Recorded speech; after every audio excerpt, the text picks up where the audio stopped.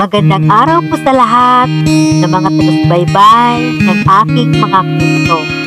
Maraming salamat po sa inyo sa walang sawang suporta. Kung bago lamang po kayo sa aking channel, huwag po sana natin kalimutan mag-like, subscribe, at pakitabig na rin po ng ating bell para lagi tayong updated sa mga bagong upload na video. At mega shoutout po sa inyong lahat. Girl Christian TV.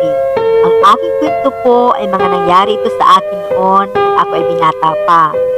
Mga masasakit na alaala at mga masasaya na rin. Ako po pala si Albert. Nasa 40 taong gulang sa kasalukuyan. May asawa at mga anak. Dito ko na po sisimulan ang aking kwento. Noong nasa high school pa ako, nagkaroon ako ng girlfriend. Tawagin na lamang po natin siya sa pangalang Josette. Si Josette, maganda, puti at matangkad. Pareho kami mahirap lang. Ako naman, sobrang taba. Kaya ang tawag nila sa akin minsan, Majib. Pero, gwapo daw ako, sabi nila. Kahit daw sobrang taba ko, umawi naman daw sa itsura ko. Kaya siguro nagustuhan ako ni Josette, kabila ng pagiging kubis ko. At ako din lagi ang nangunguna sa school. Josette, hindi siya katalinuhan. Ako lagi ang gumagawa ng mga assignment at project niya. Kaya naman, tuwang-tuwa si Josette sa akin.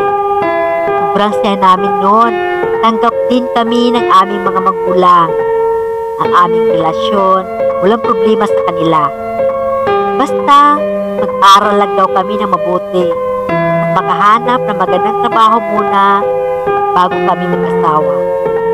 Ang dami namin magagandang pangarap ni Josette noon. Isang araw, nasa 4th year high school na kami ni Josette, nagkaroon kami ng pagkakataon mapag-usapan ang lahat tungkol sa amin. Sabi ko noon kay Josette, mahal ko, anong plano mo sa college? Saan mo gusto mag-aral at anong kurso gusto mo?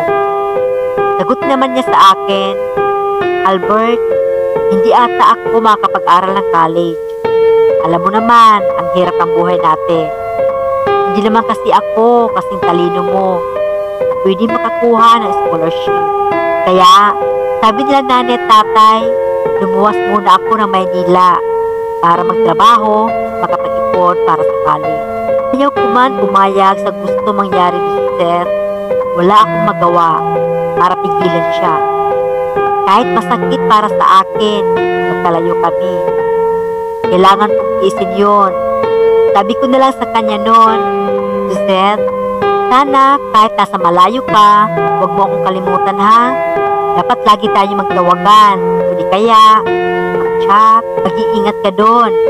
Wala ako sa tabi mo para bantayan ka at protektahan ka at tulungan sa lahat ng oras. Mamimiss kita. Sagot naman ni Josette sa akin, ang drama mo talaga Albert kahit kailan. Ang lapit lang naman ng Maynila mula dito sa atin. Pwede ka naman pumasyal kung gugustuhin mo pag may pera ka. Sagot ko naman, tama ka Josette. Mag-work student ako sa college para may budget. At tuwing bibisita ako sa iyo sa Maynila, syempre, may pasalubong ako para sa iyo. Pag nakapagtapos na ako Josette ng college, maghahanap ako agad ng magandang trabaho para mapag-aral din kita at maabot mo mga pangarap mo sa buhay. Huwag kang mag-aalala, tutulungan kita. Talaga ba Albert? Kapag-aralin mo din ako? Saan ni Josette? Oo naman. Basta, huwag ka lang mainip sa pag-aantay. Mabilis lang naman ang 4 na taon sa college.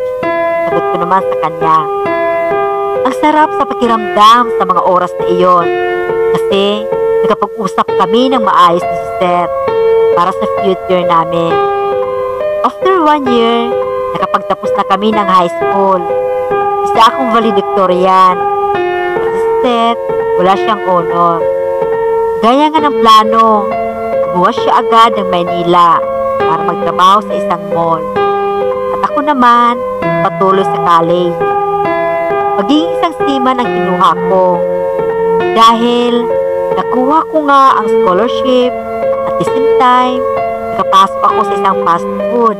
Pumapasok ako sa school sa araw, sa gabi, nagtatrabaho. Ang bilis ng panahon, hindi ko na malayan. Nasa third year college na pala ako noon. Sakto, Valentine's din noon. At may kunting ipon. Naisip ko, i-surprise si Seth. Puntahan ko siya sa Manila. Nung malapit na ako sa boarding house ni Seth, tila bang kinakabahan ako sa mga sandaling iyon. Di ko mawari kung bakit ganun na lang ang kaba na nararamdaman ko. Maya-maya pa, nasa harap na ako ng pinto. Kasabay kato. Ang tagal akong pinagbuksan ni Seth. Halos kalahating oras ako sa labas ng boarding house ni Seth. Ilang sandali pa, bumukas na ang pinto. Nagulat ako sa pagbukas ng pinto. Hindi si Seth, kundi isang lalaki na matangkad, maputi, guwapo at macho. Mukhang suplado pa. Sabay sabing, "Sino ka? Ano ang kailangan mo dito sa boarding house ng girlfriend ko?" Parang binuhusan ako ng malamig na tubig sa tagpong iyon. Hindi ako makagalaw at makapagsalita. Ilang sandali pa, may narinig akong boses mula sa loob. Ang sabi, "Honey, sino bang dumating at ano ang kailangan niyan?" Bago pa man ako makapagsalita, nakalapit na sa amin si Seth. Sobrang nagulat siya na makita ako. Imbis na matuwa siya, galit ang nakikita ko sa mga mata niya. Ganito ang bungad niya. "Oh Albert, ikaw pala yan. Anong meron at naligaw ka dito?" Saan naman ang lalaki sa harap ko? "Honey, magkakilala pala kayo. Sino ba itong dambuhalan ito? At may dala pang bulaklak. Anong meron?" Sabay tawa ng malakas. Sagot naman ni Seth sa lalaki, "Oo, honey, nakilala ko siya. Kapitbahay namin yan sa probinsya. Patay na patay sa akin. Kahit paulit-ulit ko nang binabastig yan, panay papansin pa rin. Ayaw sumuko, kairita nga. Umalis ka nga, Albert. At kahit kailan, huwag ka na magpapakita pa sa amin ng boyfriend ko. Panira ka talaga kahit kailan. O ano pang tinatanga-tanga mo dyan? Siguro naman, hindi ka bingi. Narinig mo naman siguro ang sinabi ng girlfriend ko. Alis. At huwag ka na magpapakita pa kahit kailan. Entiende?" Bulyaw sa akin ng bagong boyfriend ni Seth. Sobrang sakit ang naramdaman ko sa mga sandaling iyon. Halos hindi ako makahinga sa sobrang sakit. Hindi ko talaga lubos maisip na magagawa akong pagtakilan at iwan ni Seth. Dahil wala naman akong narinig na kahit anong reklamo mula sa kanya noon. Lagi kaming nagtatawagan at chat. Masaya lagi ang aming pag-uusap kahit nasa malayo kami sa isa't isa. Hindi ko alam kung bakit hindi agad sinabi sa akin ni Seth na matagal na pala niya akong niloloko. At ayaw na pala niya sa akin. Nung araw mismo na iyon, bumalik ako agad sa probinsya at sinabi ko lahat sa aking mga magulang at mga kaibigan ang ginawa sa akin ni Seth. Sabi nila sa akin, kailangan makapag-usap muna kayo ni Seth bago ka magalit sa kanya. Para malaman mo kung ano ba talaga ang dahilan bakit nagawa niya akong lukuhin. Wala akong sinayang na oras, hindi ko pinatagal. Nakapag-usap din kami ni Seth sa tulong mismo ng mga magulang niya. Naawa kasi sila sa mga nangyari sa akin. Ganito ang napag-usapan namin ni Seth. Sabi ko, bakit mo ito nagawa sa akin? Saan ako nagkulang? Ganito naman ang sagot sa akin ni Seth. Alam mo Albert, minahal naman talaga kita eh. Kaso, nung makilala ko si Harold, Nakita ko sa kanya ang lahat ng gusto ko sa isang lalaki. Gusto ko kasi yung pwede kong isama kahit saan. Alam mo ba yun? At pwede ko ipakilala kahit kanino. Kasi naman bakit hindi mo man lang naisipan magpapayat kahit hindi lang? Habang tumatagal ang pagkakilala ko sa'yo, lalo kang nagiging dambuhala. At isa pa, hindi tayo sigurado na magtatagumpay ka ba talaga sa buhay kung nakapagtapos ka na. Samantala si Harold, gwapo na, macho, at may magandang trabaho. Kaya niya ibigay ang mga gusto ko. Hindi man siya sobrang yaman, pero malaki naman ang sahod niya. Malaki ang pinagkaiba niyo, Albert. Kaya kung ako sa'yo, kalimutan mo na ako. Makahanap ka din ng babaeng babagay sa'yo. Ito na sana ang huling pag-uusap natin. At huwag ka na magpapakita sa akin kahit kailan. Sobrang sakit talaga ng ginawa sa akin ng babaeng sobra kong minahal at dahilan ng aking pagsisikap sa buhay. Dahil sa mga nangyari, hindi pa madamay ang aking pag-aaral. Buti na lang, andyan ang pamilya ko at mga kaibigan para palakasin ang loob ko. Kaya tinapos ko ang kolehiyo. Sa awa ng Panginoon, nakapagtapos ako na summa cum laude. Agad ako nakasakay sa barko at naging mabilis lahat para sa akin. Ang promotion ko at may mga negosyo din ako ng mga pag-aari. Napagpatayo ako ng 5 resort, 5 restaurant at 5 gym. Makalipas ang ilang taon, sa hindi inasahang pagkakataon, muli kami nagkita ni Seth. Yun pa sa isang resort na pag-aari ko. Di sinasadyang napadaan ako sa harap nila Seth kasama ang asawa niya, si Harold, at 2 nilang anak.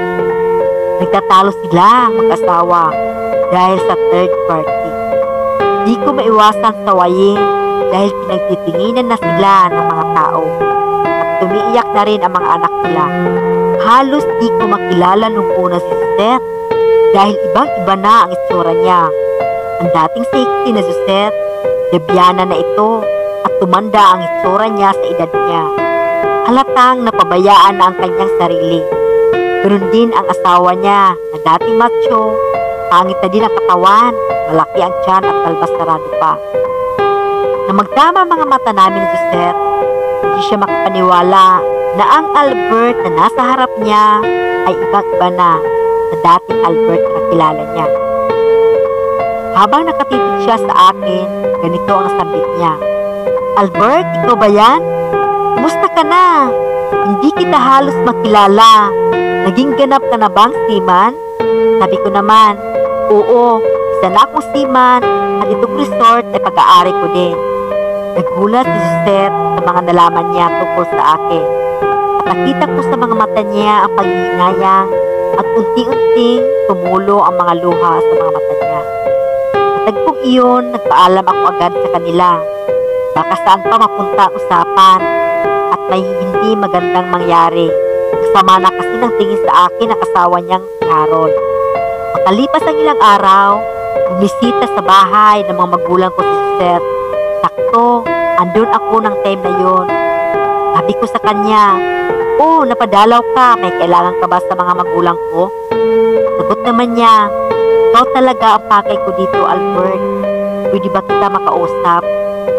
Sabi ko naman, sure, walang problema. Tungkol saan ba yan? Gulat ako sa ginawa niya. Bigla siyang yumakap sa akin sa baiyak. Sabi ko, di ka lang Seth. Ano ba talaga ang nangyayari? Saad naman niya, Albert, sorry sa lahat. Yung pagtataksil ko sa'yo, sobrang pinagsisihan ko talaga ang mga ginawa ko sa'yo. Dahil sa pagiging ambisyosa ko, ito ang aking napala. Ang dami kasing pangako na magaganda sa akin si Harold noon. Nasilaw ako, pati sa panlabas niyang anyo. Alam mo, nung nagsasama na kami at na magkaroon ng mga anak, lumabas ang tunay na ugali niya. Sa pala siyang halimaw, sobrang babaero pa. Harap-harapan niya akong niluloko. Lahat ng mga pinangako niya, kapag-aralin ako, lahat ng iyon hindi nangyari. Wala may nangyari kahit isa sa mga pangako niya. Hindi ako nakapag-college, lalong hindi ako naging masaya sa kanya. Siguro, karma ko na ito dahil sa mga nagawa ko sa kanya. Kung may babalik lang sana ang dati, tut ko naman kay Suzette. Sayang talaga Suzette, hindi ka kasi marunong maghintay, masyado ka kasi nagmadali. At hindi ka marunong makuntinto sa kung anong meron ka. At mas mahalaga sa'yo ang panlabas na anyo kaysa sa magandang ugali. Suzette, kahit gustuhin ko man ibalik ang dati, hindi na pwede. Dahil sobrang masaya na ako ngayon sa buhay na mayroon ako. Lalo na sa asawa ko at sa mga anak ko. Natigilan bigla si Suzette. Sabi niya, may asawa ka na pala. Sabi ko oo at kilala mo siya. Sabi niya sino? Sabi ko si Clara, yung kaklase natin nung high school, yung lagi mong nilalait. Dahil sabi mo, ang itim niya at ang taba-taba pa. Actually, kasama ko siya ngayon. Nandito siya. Ika lang tatawagin ko para naman makapagkumustahan kayo. Sakto naman paglingon ko, malapit na pala sa amin si Clara. Nanlaki ang mga mata ni Suzette nang makita niya si Clara. Dahil ibang Clara na din ang nasa harap niya. Sexy at napakaganda ni Clara. Si Clara, isa na itong ganap na doktor. Siya ang naging sandalan ko ng mga panahong malungkot ako. Siya ang nagpapalakas lagi ng loob ko. Na huwag akong susuko, lumaban lang ako sa hamon ng buhay. At hindi ko naman namalayan na unti-unti ko na pala siyang nagugustuhan noon. Kahit sa kabila ng kanyang itsura, kaya nang nakapagsiman na ako, pinag-aral ko si Clara. After ng college niya, saka ko siya niyaya ng kasal. Hindi makapaniwala noon si Clara. Namamahalin ko din siya ng higit pa sa pagmamahal ko noon kay Suzette. Dahil ang layo daw ng itsura nila ni Suzette. Si Clara, mga bata pa lang kami, may gusto na pala ito sa akin. Hindi ko lang kasi yun nabibigyan ng pansin dahil kay Suzette. Nang maging ganap na ng doktor si Clara, nag-workout ito na din at nagpa-safety at lalong nagpaganda ng gusto. Para daw, hindi na ako tumingin pa sa iba. Natatakot kasi siya. Baka daw bigla kami magkita ni Suzette at iwan ko siya. Bagay naman na hindi ko gagawin yun kay Clara dahil alam ko kung gaano kasakit ang pagtaktilan. Yung pinaasa ka lang na wala. At higit sa lahat, walang dahilan para saktan ko si Clara. Mahal ko siya at siya din ang dahilan kung ano ang meron ako ngayon. Si Clara ang naging karamay ko sa mga panahong nag-iisa ako at punong-puno ng lungkot. Ang tagal ng pintuhan nila Clara at Suzette.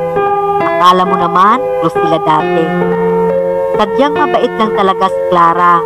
Hindi siya nagtanim ng galit kay Suzette sa mga ginawa nito dati sa kanya. Suzette, nag-ibang bansa ito para magtrabaho at para sa mga anak niya. Dahil tuluyan na pala silang nagkahiwalay ng asawa niya. Sumama na ang asawa niya sa ibang babae. At kami naman ni Clara, masaya sa isa't isa kasama ang aming mga anak. Sa ngayon, hindi na po ako sumakay ng barko. Nanatili na lang ako sa tabi ng asawa ko. Total, may mga negosyo naman kami. At si Clara, may sariling hospital na rin itong ipatayo. Ayaw ko rin kasi na lagi nasa malayo sa pamilya ko. Mas masaya pagkasama ko ang aking pamilya. At masubaybayan ko rin ang paglaki ng aking mga anak. Hanggang dito na lamang po ang aking kwento. Sana nakapulutan ko ito ng aral. Maraming salamat po, Alvin.